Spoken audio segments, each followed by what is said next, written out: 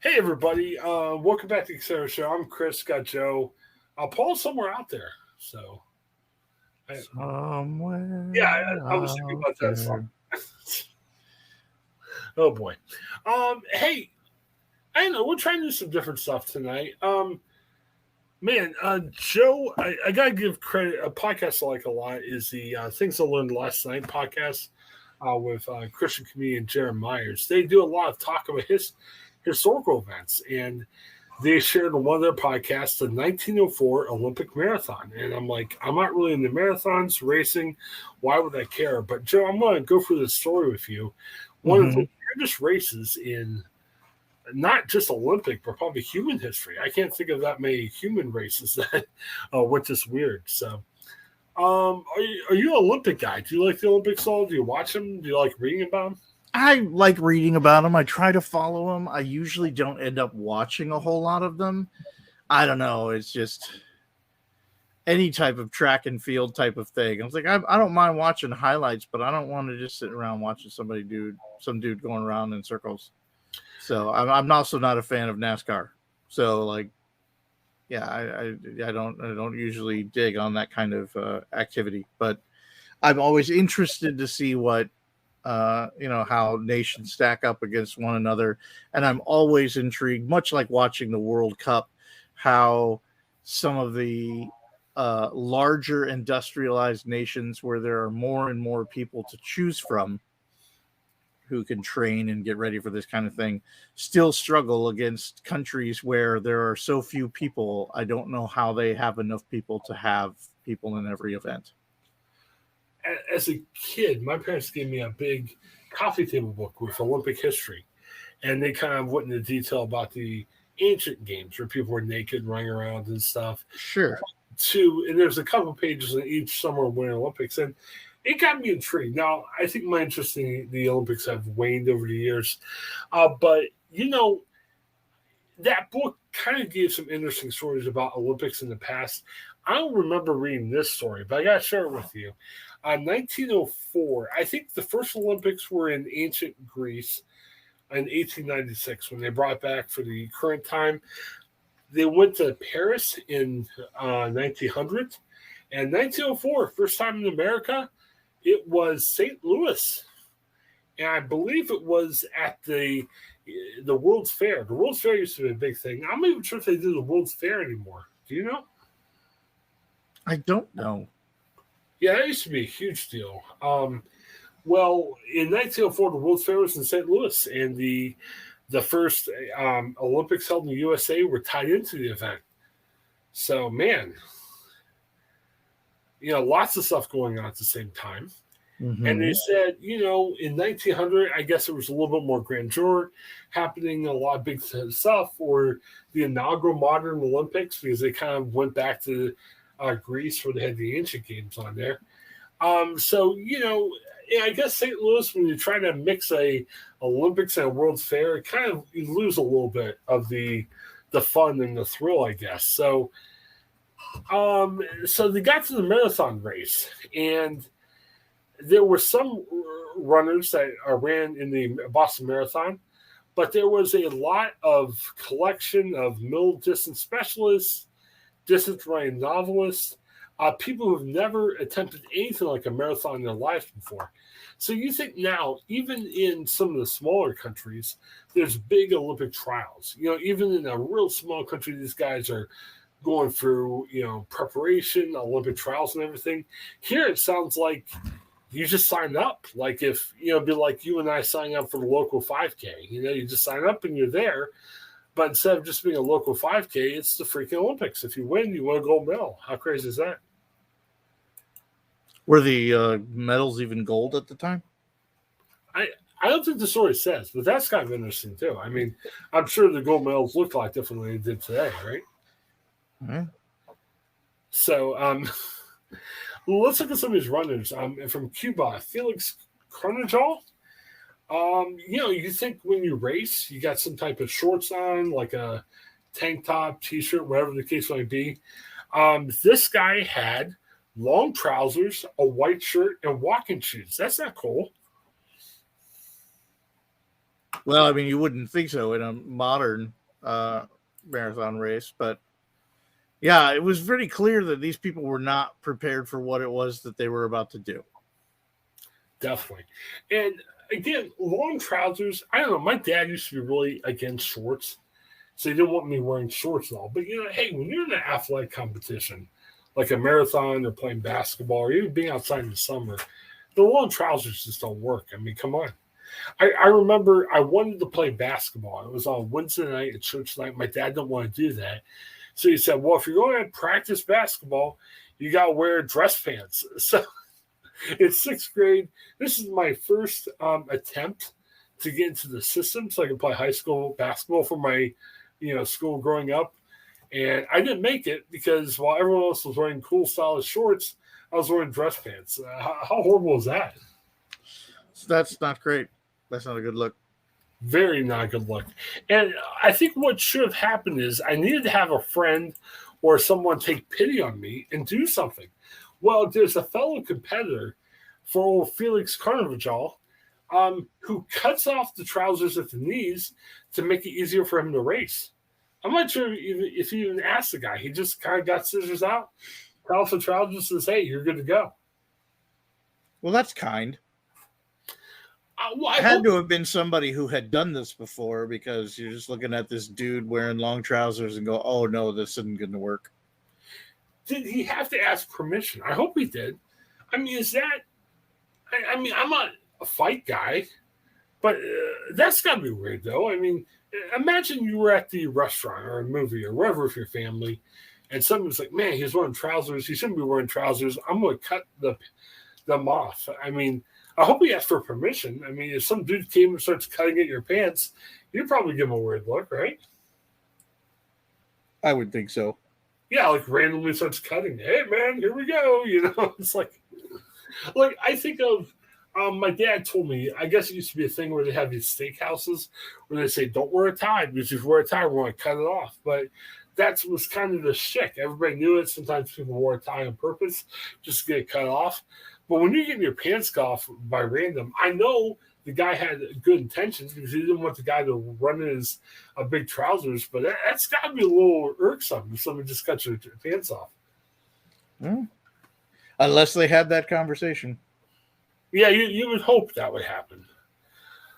All right. There are two other competitors. Alin Terian, I believe. I'm not good at pronunciation here.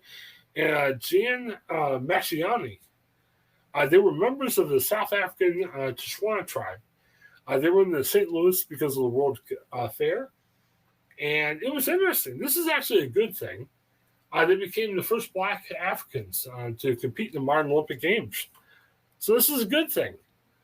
And they were just there for the World's Fair. They weren't even there to be people who would race. They're like, why not? Let's just do this.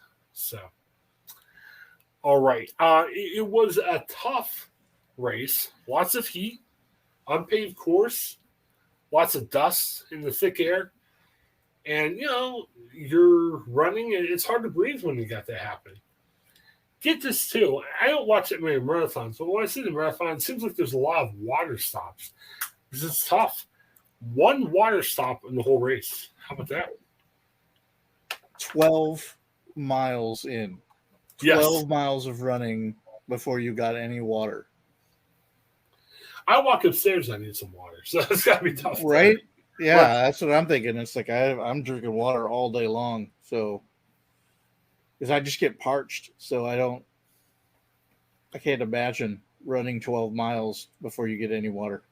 We had 32 entrants, only 14 finished, lowest number in Olympic history. And just think about this, too. I'm not sure how many people are in the Olympic marathon now, but, you have to go through a lot of crazy stuff to qualify for the Olympics. Here, this seems like an open event. Like, hey, you want to run? Here you go. And still, only 32 people started, 14 people finished.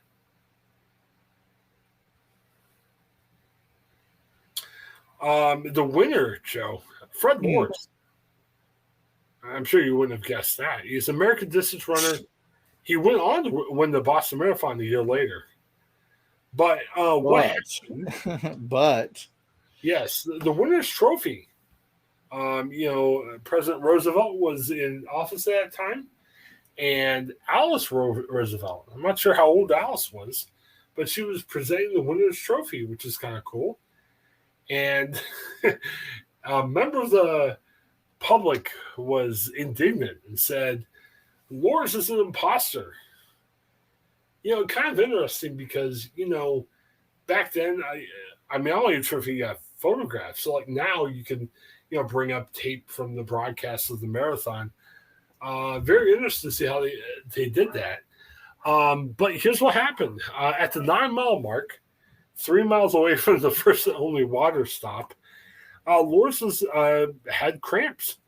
He hitched a ride in the car for the next 11 miles.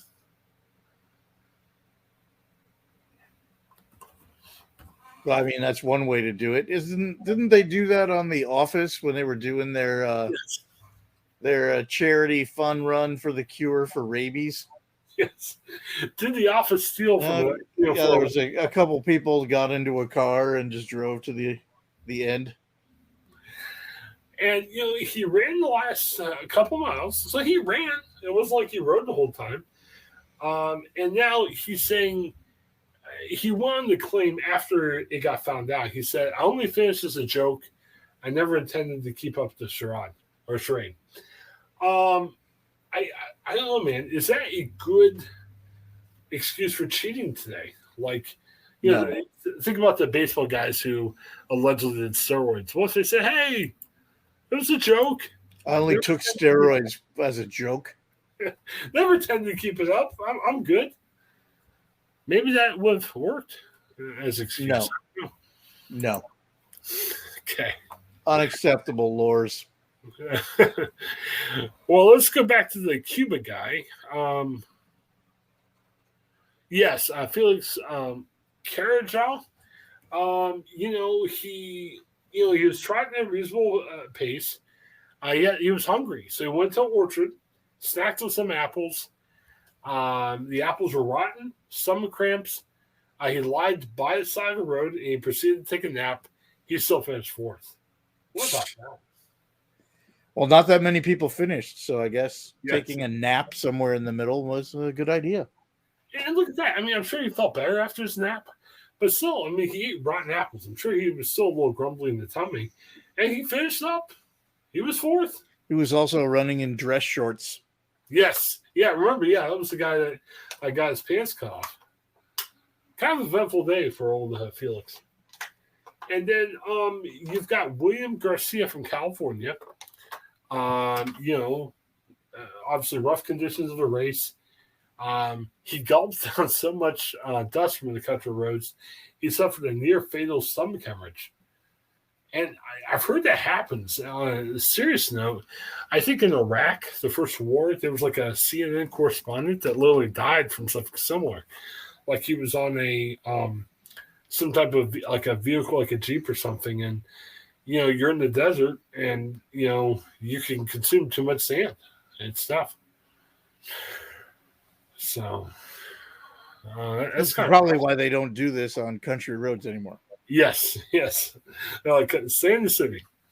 The guy from South Africa, Terry Owen, he was doing pretty well, and wild dogs chased him a mile off the course. He still finished 9th of the 14 finishers, which is pretty good. So just think, if he was a mile off course, he probably added 2 miles to the marathon, right? To get back on course and get back on time, right? Theoretically. So this guy probably should be, even though he finished 9th, be like, man, maybe you should have been bumped up a little bit. Thomas Hicks from USA won the race. Slowest race in Olympic history, 3 hours, 28 minutes, 53 seconds. I think the numbers are down to about 2 hours now to run the race, and I really have no idea. I don't pay that close attention to the marathons. I have no idea. He was helped by trainers at various points, so I mean, people were kind of hoisting him, keeping him going. So he was aided by different people to help. Charles Lucas, he was a race official. He was talking about this guy who won. He said his eyes were dull, lusterless. His ashen color of his face and skin was deep. Arms appeared as weights well tied down. He couldn't lift his legs. His knees were stiff. And that was your winner. How about that? The current record for the marathon is 2 hours, 1 minute, and 9 seconds. Okay, so maybe we set in 2022. Yes. Yeah, I think from originally the race was not. It said here like the race is 24.85 miles, where now it's like 26.2. So the guy ran it so much slower on a shorter race too, which is kind of wild.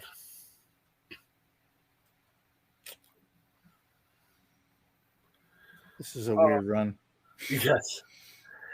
Now I don't get this. He actually made it to the end of the race, but he was exhausted. He was hallucinating. They still had another 20 miles to run. So he was carried over the line by the trainers. His legs were moving backward and forwards in the air as he was still running. So you think of these iconic race moments where, like, the guy's running to the end, everyone's cheering. You know, maybe the guy picked up a second wind and, you know, he's going faster at the end of the race. And he's happy, he's joyous, probably crying tears of joy. You know, he won.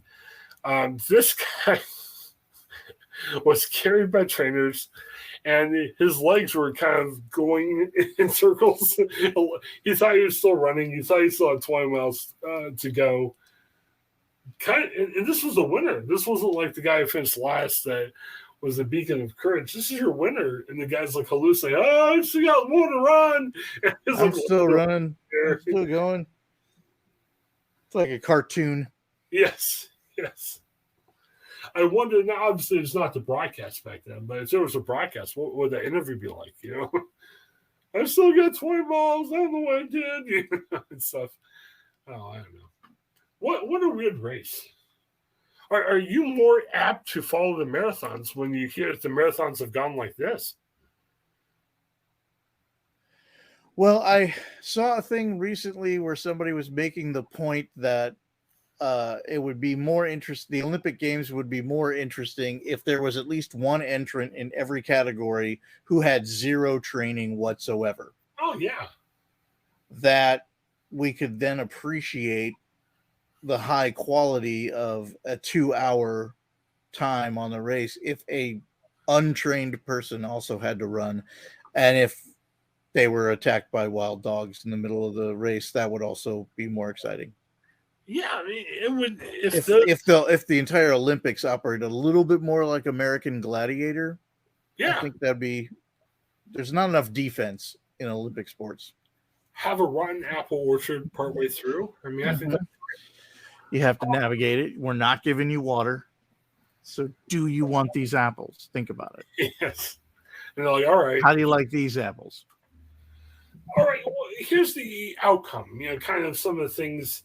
What did they learn from this 1904 St. Louis Marathon? Definitely controversial. They almost took it away from the Olympics in the 1908 Games. I like this. James Sullivan's the director of the 1904 Olympics. Think about what he said. They asked him about it. He says, indefensive on any ground but historic. So he's like, you know, what an awful event. I can't defend it, but dang, was it historic, you know? Kind of saying both things at once, right? Sorry, I got you mid-water. Mm-hmm. We kept talking about being parched, and suddenly I needed a drink of water.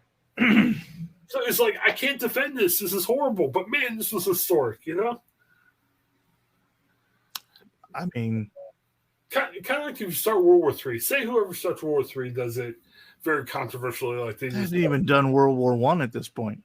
Right. This is 04. Well, think of the weirdest, you know, most indefensible thing you could do. And then when somebody talks about it, you're like, oh, I couldn't believe he did that. That was so wrong. But, man, it was historic. You know, it sounded like it was almost like, hey, it was a good part to it, too. Yeah. So probably if James Sullivan was still, I'm assuming James Sullivan's no longer with us. Since I'm sure he was an adult in 1904. He's probably dead by now. But, you know. I mean, for his sake, I hope so. Yes. But James is kind of saying what we're doing. Let's make these Olympics more interesting. Lortz, and I believe, remember, that was the guy that kind of cheated who drove the whole way. It would have been interesting. This guy probably finished the race very quickly if he drove half the way or hitched a ride. All right. But so he's banned for life for his fraudulent behavior. But the punishment was overturned in time for him to win the Boston Marathon a year later. So a couple funny things about that. Usually when you're banned for life, you don't get the ban reversed, months later. But not to get reversed, he won the Boston Marathon. So did he cheat in the Boston Marathon? You would have to assume that he did not cheat after having cheated already. But it's kind of interesting. Like, you look at, and I'm not accusing him of anything, but it's like Barry Bonds. Some people claim and say, oh, his home run record was steroid aided. Well, the guy wasn't taking steroids to win the Olympic marathon. He hitched a ride that had someone drive half the way. So his cheating was based more on laziness and unathletic ability. So could this have been the greatest comeback story of all time, where the guy was lazy, hitched a ride, like got an Uber for half the marathon and claimed he won, and then he came back, trained, and now he won the Boston Marathon? That's got to be the comeback story of the century, right? I don't know. I feel like there's other things that would be more. He's the Apostle Paul. I don't know. He's just a cheater who didn't cheat one time. I mean, I don't know. I don't want to give him any extra awards for just actually participating in the event that he's participating in. He's the Apostle Paul marathoners. He went from like the worst guy in the world to the winner. How about that? The Cuban guy. They gained sponsorship from the Greek government. So he ran a marathon in Athens in 1906, but he never arrived at the race. And newspapers in his home country said, oh, he didn't make it. He must be dead. But then a year later, he arrived in Cuba. No one knew where his whereabouts were during the previous year. It's interesting. 1906 travel wasn't like it was today. You probably just took a ship ride. You never knew what happened. I don't know. It's kind of weird if they pronounce you dead after a year without knowing. I mean, come on. Well, I don't think we've waited a year to pronounce him dead. He never showed up, so they thought he had died. But then a year later, he showed up alive. And nobody ever knew what the whereabouts were. When a podcast doesn't show up, hey, are they dead? So maybe we're the same. I guess. Yeah, so the guy who won the race, remember the guy who was in definitely poor health at the end? He was hallucinating and everything. And cartoon running in the middle of the air. He continued to run marathons. You would think you would ban him after cartoon running and hallucinating and everything. But he ran for 5 years, and he moved to Winnipeg, Canada with his two brothers. So that's what happened. But obviously, nothing as glorious as the 1904 St. Louis Marathon. I got to tell you, Joe, I am so glad. Yeah, I like some of the chaos of this race, but I'm so glad we're not living in 1904 where that's what we're talking about.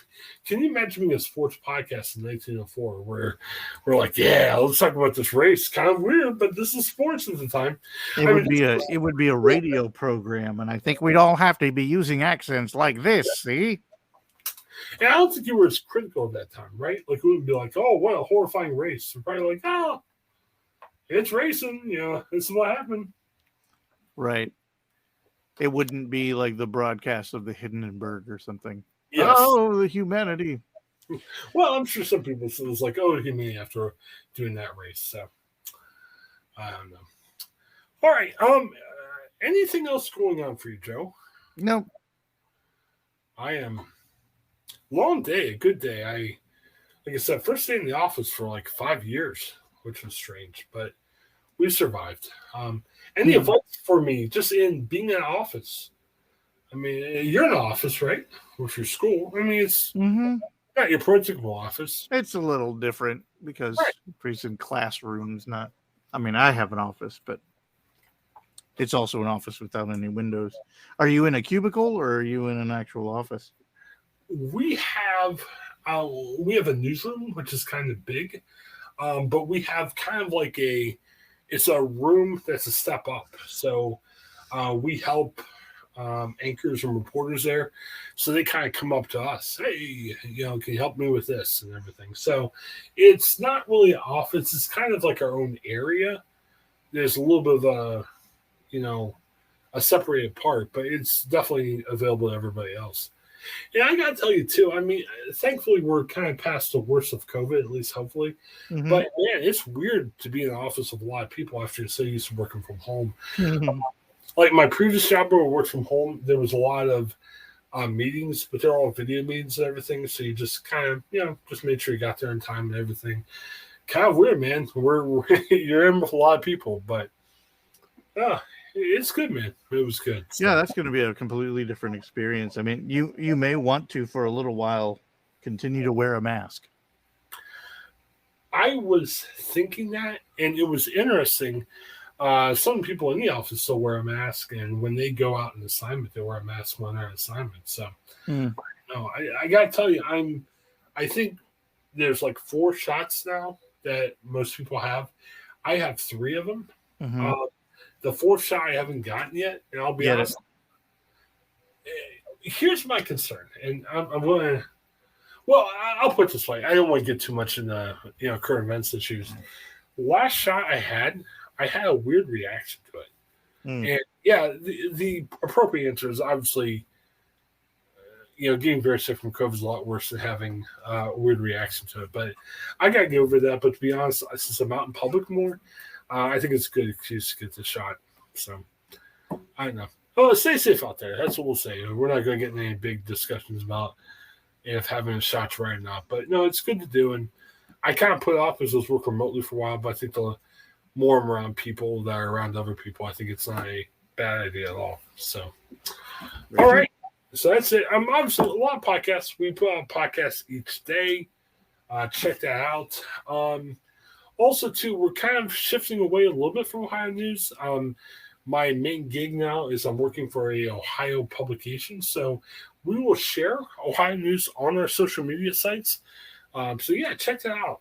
A lot of good stuff going on with where I'm at right now. And follow me on Twitter, Chris Pugh Edits. You'll see some of my adventures at my workplace, and Chris Pugh 3 is where you hear my ranting and raving about the NFL, some thoughts on faith and pop culture, and a lot of links to our podcast. So, yeah, definitely check that stuff out. So, all right. Anything else, Joe, you want to bring up? Nope. I'm good. Like I said, Paul, night off. Looking forward to seeing Paul back. I'm sure he'll be excited to come back next week. So, for Paul and Joe, this is Chris. Thanks for checking out our show. Have a great day. Hi, I'm Jennifer Mooney. Welcome to what is our new Hope Interrupted podcast based on the work from our book, Hope Interrupted, that I co-authored with my good friend Byron McCauley. Hey, Jennifer, I'm looking forward to this podcast as much as I was looking forward to writing this book with you. We hope to interview some high-impact folks as well as have a little fun. We're going to cover stories of hope. To learn more about our podcast and our book, please visit www.hopeinterrupted.com.